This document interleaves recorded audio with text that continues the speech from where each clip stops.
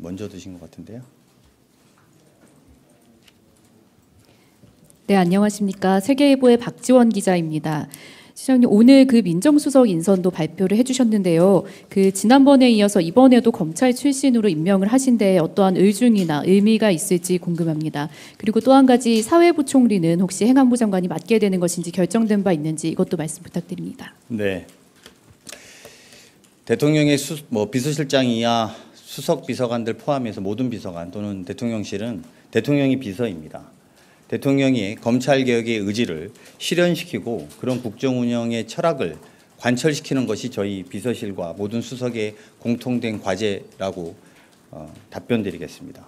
출신 성분이 중요한 것이 아니라 저희가 어떻게 검찰개혁을 해나갈 것인지가 중요한 일이라고 생각합니다.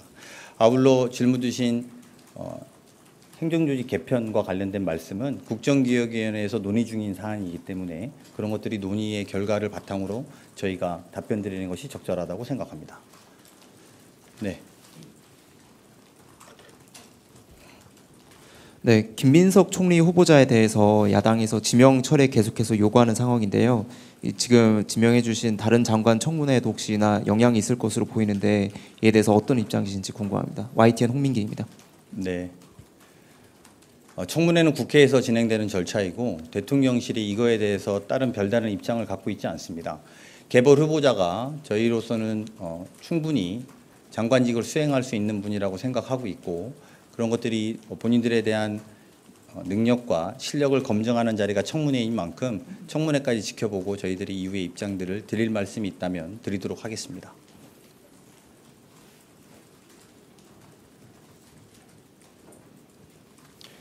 네, 실장님 안녕하세요. 매일경제 성순입니다. 지금 좀 발표된 것들을 예전까지 좀 보면은 내각 인선에서 여당 의원분들이 거의 이제 8명 정도가 나왔는데요. 김대중 정부 때 10명 이후로 거의 이제 두 번째로 많은 수치인데 이렇게 여당 의원분들을 대거 이제 입각을 좀 이렇게 지명하시게 된 배경을 궁금하고요. 그리고 이거에 대해서는 좀 비판적으로 보시는 분들은 상권 분립이 좀 훼손될 수 있는 거 아니냐 이런 우려도 있는데 이에 대한 대통령실 입장도 좀 부탁드리겠습니다.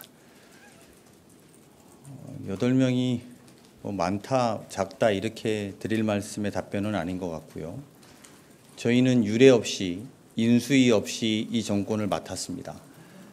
그리고 인수위가 있었다면 좀 더 시간이 있고 국정 공백이 여유를 가질 수 있어도 괜찮은 상황이면 모르겠습니다만 대한민국이 한미 관세 협상이라든지 또 여러 가지 막중한 현안 속에서 인사를 긴급하게 저희가 해야 될 필요성을 충분히 여러분들도 알고 계시리라고 생각합니다. 두 번째는 당과 대통령실이 하나 되어서 지금까지 호흡해왔던 분들에 대한 깊은 신뢰가 있는 것 또한 사실입니다. 그런 면에서 현직 정치인들이 많이 발탁된 것도 혼연일체로 뛰겠다라고 해석해 주시면 감사하겠습니다.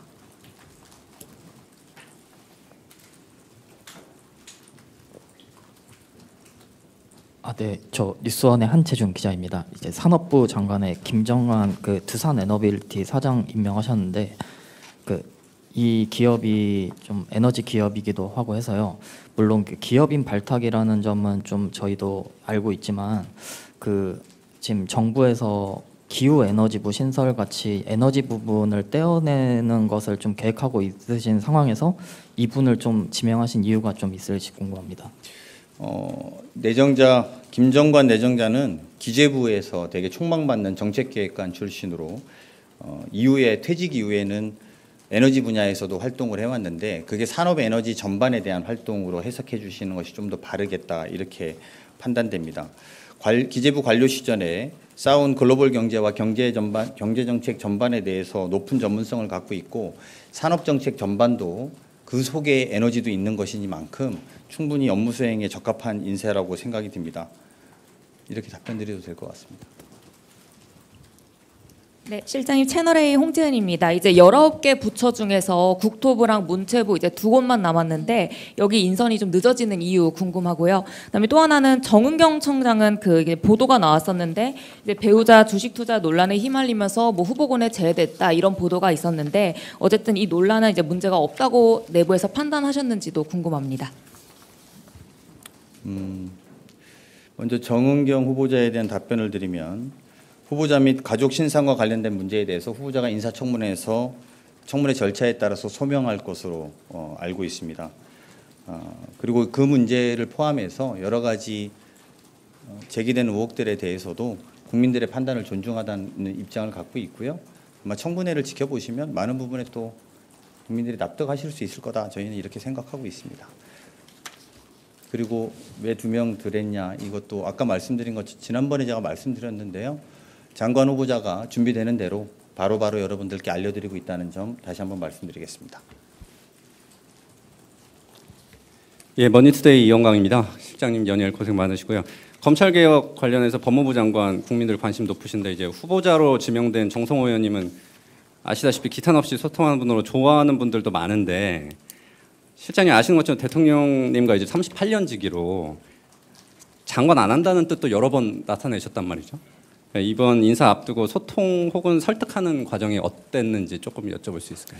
제가 이 자리에서 과정에 대해서 후보자들을 추천하는 과정에 대해서 말씀드리는 것은 일단 적절하지 않다고 생각합니다.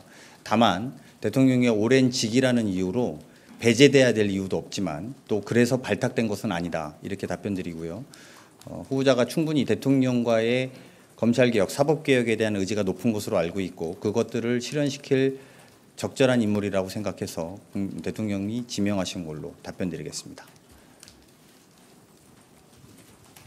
예, 국민일보 이동환입니다. 그 김락중 경기도 정책보좌관이 국정과제 정책조정 비서관에 내정됐다는 보도가 나왔는데 맞는지 여쭤보고 싶고요. 그리고 비서관이 실장급인데 내정 보도는 계속 나오는데 발표가 없어서요. 좀 임용까지 끝난 것은 어느 정도로 봐야 될지, 좀 비서관 임명은 따로 서면으로라도 발표가 없을지 좀 궁금합니다. 원칙적으로 비서관 인사에 대해서는 발표하지 않을 계획입니다.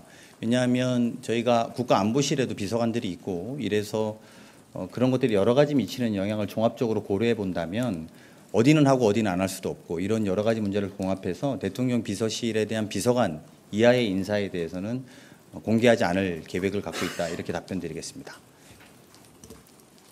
네, 마지막으로 한 분 하고 이제 가도 될까요? 네, 저 한국경제신문 한재영입니다. 그 구윤철 후보자 같은 경우에는 지금 정부에서 기재부 개편, 정부 조직 개편을 논의하고 있는데 만약에 정부 조직 개편이 확정이 된다면 말씀을 마이크를 좀 멀리 떼고 말씀해 주시면 더 좋겠는데요. 그 기획재정부 같은 경우에는 정부 조직 개편이 추진이 되고 있는데 향후 구윤철 후보자가 장관에 임명이 된다면 그 개편 후에 어느 쪽으로 구윤철 후보자가 직을 맡게 되는 것인지 궁금하고요. 그 경제부총리 직도 현재 그 기획재정부 장관이 같이 겸하는 것이 유지가 되는 것인지 설명 부탁드립니다. 그 지금 다 말씀하시는 것들이 조직 개편 이유에 대한 이야기고요. 저희는 아직 조직 개편을 확정하거나 정리되어 있는 안이 없습니다. 국정기획위원회에서 논의 중 사안이어서 제가 구체적으로 답변드리는 것은 적절하지도 않고 가정을 전제로 답변드리는 것이 이 부분에 옳지도 않다고 판단됩니다. 이후에 다만 이제 구윤철 내정자가 국무조정실장도 이미 겸했고 또 기재부에서 여러 가지 역할들을 했던 후보자인 만큼 국정 운영 또 경제 성장에 대해서 지대한 역할을 해줄 것이라고 저희는 생각하고 있습니다. 마지막으로 한 분으로 하겠습니다. 예, 안녕하세요. 매일경제 오수연입니다. 그 산업장관 이제 두산 현직 최고 경영진 중 한 분이신데 이 두산이 사실 문재인 정부 때 탈원전 정책으로 경영이 굉장히 어려웠던 기업입니다. 그런데 이 두산의 현직 고위 경영진 발탁이 이 새 정부의 원전 정책 관련된 어떤 메시지가 있는 것으로 볼 수 있을지 말씀을 부탁드립니다. 이번 인사가 에너지 정책의 방향을 알리려는 것은 아닙니다.